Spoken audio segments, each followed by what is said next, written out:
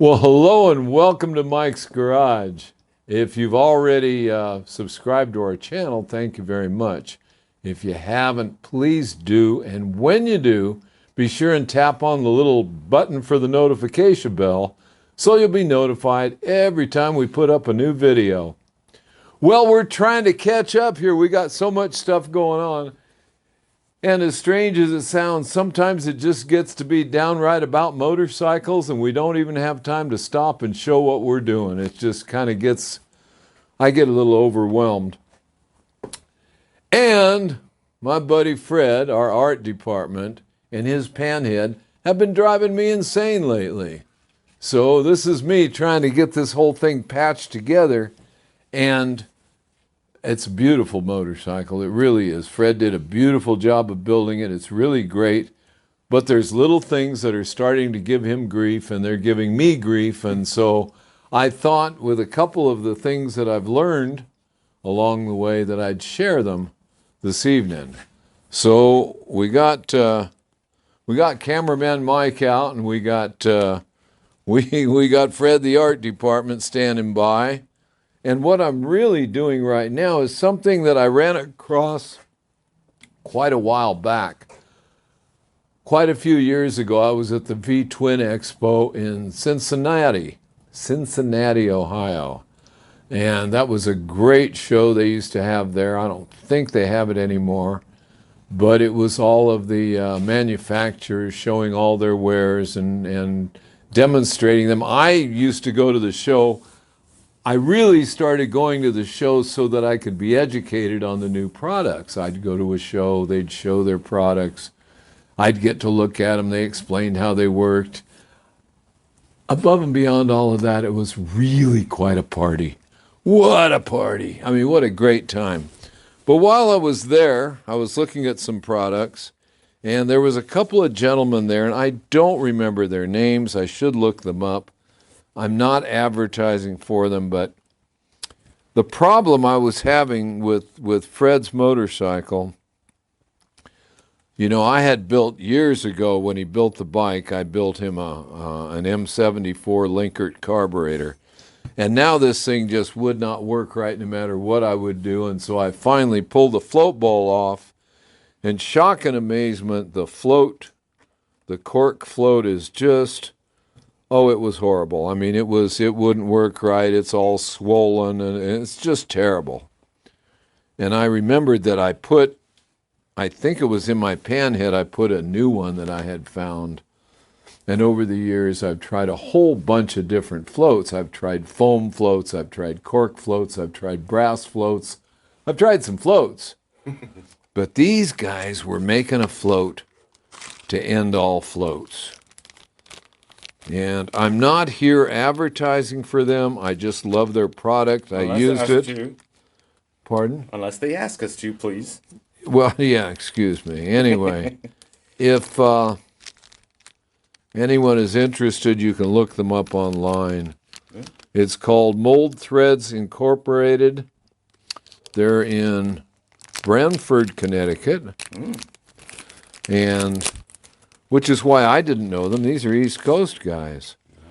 And their website, if it still is www.enfieldracing.com. www.enfieldracing.com. All like one word, all lowercase. Enfield is spelled E-N. F-I-E-L-D-R-A-C-I-N-G, and that's what it is. Anyway, this is Mold Threads Incorporated is the name, and the thing, and what they call this little thing is a rubber ducky float. So they start with, congratulations, you have purchased the highest quality Linkert float available. Well, I'm not going to claim that because it's not my product, but I'll tell you, it solves some problems for me. And I think it was in my Panhead. I don't remember. But if so, it's been in there for probably 15 years anyway. Wow. Yeah, it doesn't do anything except work. Anyway, So here it is, the rubber ducky float. Rubber ducky float. And the rubber ducky float fits in there. Oh, look how nice that fits. Oh, hold on, let me see that. Do that again. Do that again. Woohoo! See, when you pull the old float out, it sticks in there kind of like Yikes. that. You can see what... Well, they swell, Yeah. and, you know, to me, I love Linkert carburetors. They're the quality, the way they manufacture them, the quality, the design, they work so well. I run one on my Knucklehead, I run one on my Panhead, and anyone who knows me in those two bikes, neither one of those bikes is a slouch. They really run well. And that's using a Linkert carburetor, which is why I built one for Fred's bike, and oh well, it needs a float. So that's what we're doing. And so I just unpacked that little rubber ducky float. And this is not a hard thing to do. I pulled the float bowl off this afternoon. And that's kind of what happened. Then we had trouble with my cell phone, and then we ended up going for ice cream. So there you have it. Okay. So here we go. That goes right there on the flat. And let's see if they have any pictures of that. No, they don't, but that's all right. They do have the pictures of the settings for this float level and offset and all that stuff. See, I didn't even take the carburetor off to get that bowl off. I knew where my problem was. How did I know? Well, there's not a lot to these things. Okay, so we got that piece out of there. And we'll get this in there in just a second. There it is. Can you see that? I do now. Okay. Now I'm going to spend some time getting this thing located the way it's supposed to be. Another thing is, let's see, I don't know if they mention it.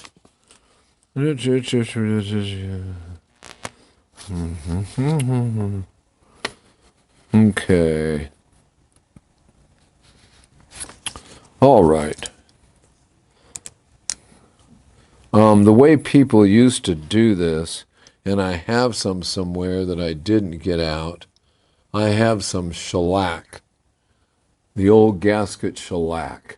Yeah. Yeah, and that's how we used to do it years ago, is you would tighten this screw where you wanted it, get everything set the way you wanted it, and then you would shellac this thing so that it would never move. And after I get this all done, I will go back and do that probably. Anyway, I just dropped that in there like that. It's so much easier. Now this needle works very well. Okay. And you're going to ask me how I know that. I already knew it. And I'll show you how to test it, I think. Now let's see. Whoops. Let's see. Maybe we'll go in from this direction. Let me get a little bit of my magical white lithium grease on this gasket here, which is in fine shape. It's going to seal right up. And yeah, we did a lot of stuff to this poor old Panhead today. And the next day or two, it should be running like crazy. Okay, now I put that in there, and sometimes you can get this in. Not really. There we go. There we go. Oh, there's something I didn't show that I better show. In putting these in, this fork and this needle have to slide.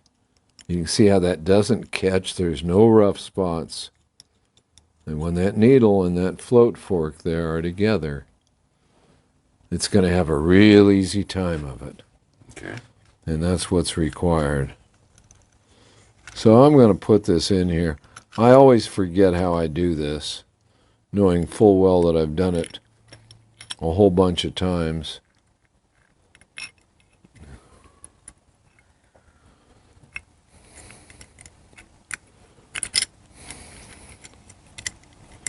I'm a little too. Okay, there we go. Now I've got the needle and the fork in there. And we're going to take the little fork pin and put it back in there. Get it centered in the hole. See that? Mm-hmm. And we're going to put that in there. We're going to wiggle it around a little bit till it falls in the hole.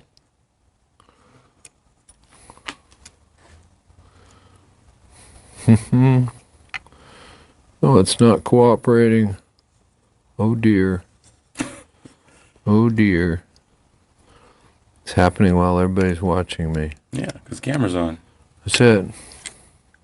Yeah, but it's in there now, so I don't care. So we'll put to say ta-da. Well, ta-da, we're both here, so. Okay. So I put that in there, and I'll put this in there.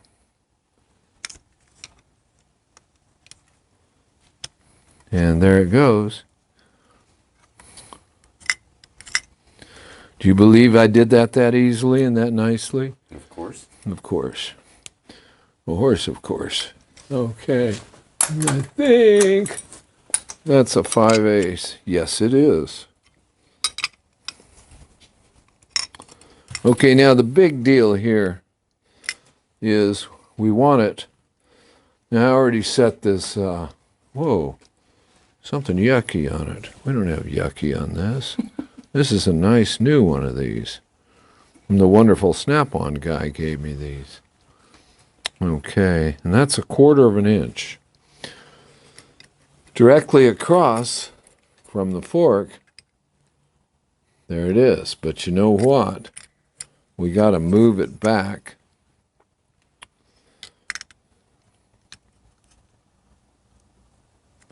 Like that.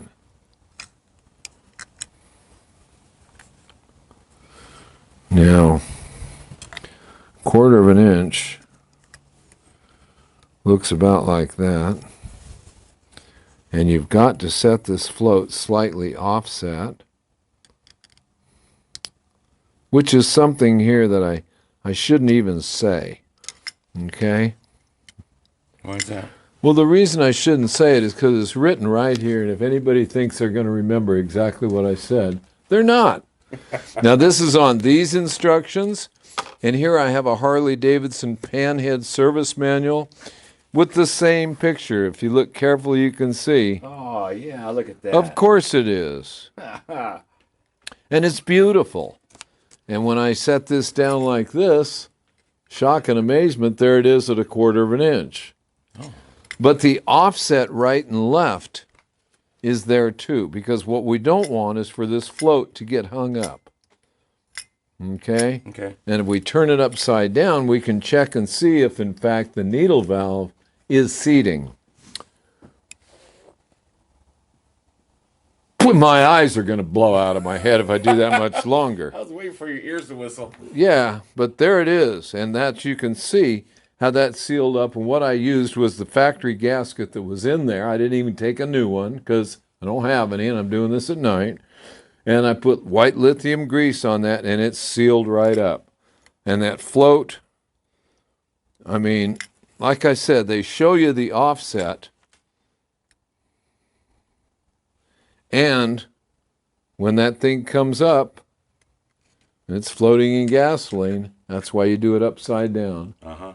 And there it is, and it's 1/4 inch. And this is kind of a neat old float. I don't remember which ones did and which ones didn't. But some of them have drains and some of them don't. And this is one that does, so it's kind of cool. Oh, let me see that. Okay, so when you want to store the bike for the winter or whatever silly things you want to do like that, you can drain the gasoline out of it. To keep the float from swelling. Well, yeah, but this float doesn't swell. Yeah. Doesn't rust, bust, or collect dust. I mean, it's great. This is a really nice product I'm showing, and it's not for any commercial reason. It's because I know it'll help somebody, and it certainly did help me, and it certainly will help the art department. Yes. Okay, so that's what I really wanted to show this evening. I do have some float needles that have I think they're neoprene tips.